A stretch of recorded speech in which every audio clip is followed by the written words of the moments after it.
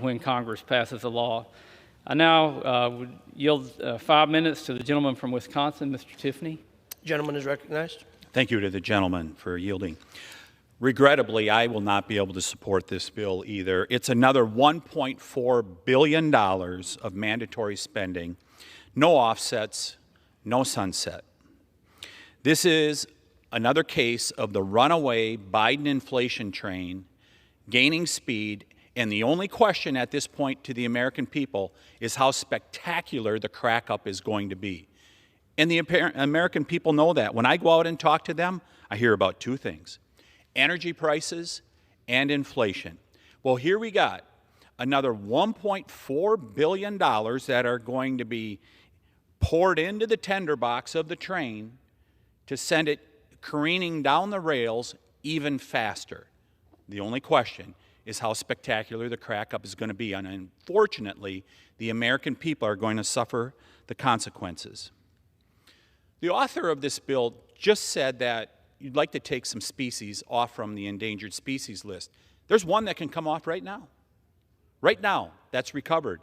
And Representative Boebert and I proposed an amendment to delist the gray wolf. It is recovered. The gray wolf is in the ESA Hotel California. They can enter, but they never leave. 25 wildlife scientists from the upper Midwest a decade ago said, you need to delist the wolf. We put together an amendment for this bill, and it was not considered. Terribly unfortunate, because it is time for the Endangered Species Act to either be used properly and delist a species like the wolf that is fully recovered according to wildlife scientists, or else the ESA itself has to be reformed. And those scientists, when you read their document that they wrote, they specifically said the Endangered Species Act is endangered because it's not being used properly. Also, there is no language in this bill that prohibits funds from going to acquiring new federal lands. Think about it this way.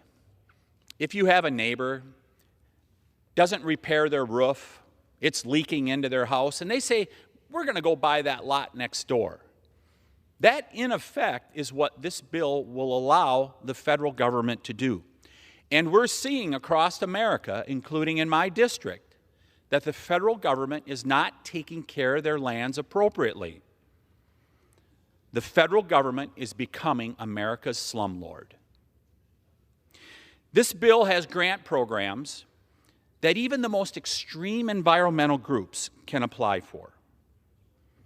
Every time some taxpayer-funded, so-called corporate green group runs an ad, and you're going to see a lot of them here in 2022, claiming the sky is falling, just remember, you may have paid for it.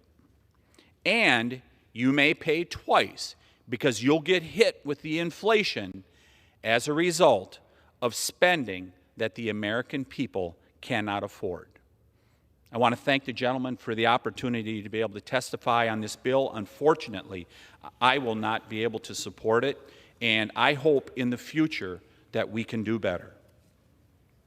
I reserve. Gentleman reserves. Gentlelady from Michigan is recognized. Mr.